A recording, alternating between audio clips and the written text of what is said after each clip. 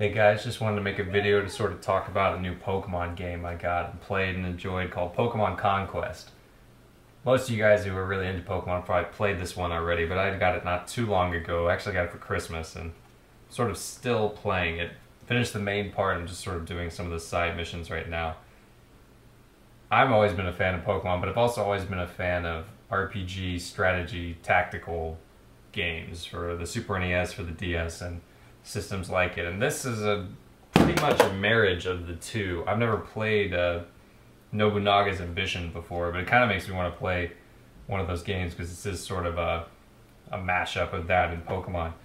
And it's definitely fun. I mean, it's all the crazy Pokemon monsters you enjoy with the tactical RPG elements that I enjoy as well. But there are definitely some little nitpicks I have about the game. Like, for one thing, I love the fact that evolutions are a powerful thing. As your Pokemon get evolved, their attacks become stronger. Not only just the types and the power, but like how much the map they can attack at the same time. But I think it's a slight detriment as well, because while the game allows you to have multiple Pokemon, you can't put them on the field under the same warrior at the same time. So if you're going that different, less experienced Pokemon, you're kind of sacrificing the experience for your main one and its main evolutions and the one you're probably going to use the rest of the game. So it kind of just makes you stick with that one, which I think goes against the whole I should have multiple Pokemon theme that exists throughout any of the Pokemon games. There's also certain battlefields that I think we're a little too focused on the random battlefield element. Every single one of the game has something, whether it's going on the top of this tower and avoiding a sandstorm, which guess what, that one annoyed me, or going through different portals and teleporting across the map, which is again annoying, or going through an ice field. Some of the ones I've had to play over and over again are kind of have pissed me off with time. I definitely like the ones that focus more on the Pokemon. This one's stronger, that one's stronger, rather than, oh, I would have won, but I randomly got teleported across the map because of some stupid element that comes with the stage.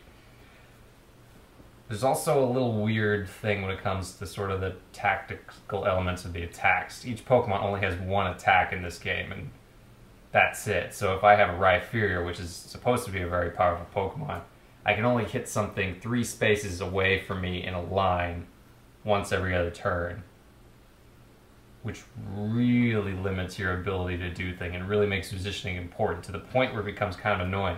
Now in games like Fire Emblem, if you have an archer that does ranged attacks, they can do ranged attacks sort of all around them in a cone, which makes sense. And this isn't the only game to do the annoying attacks, but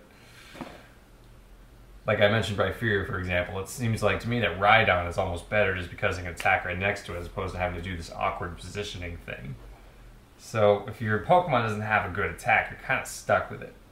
So those are some minor gripes. Overall, it's a fun game, and I've put quite a few hours in it. I'm kind of probably still continuing to play it. So if you haven't checked it out and you like any of those games I've talked about, Fire Emblem, Tactics Ogre, anything like that, you should definitely check out this game because it's well worth your time.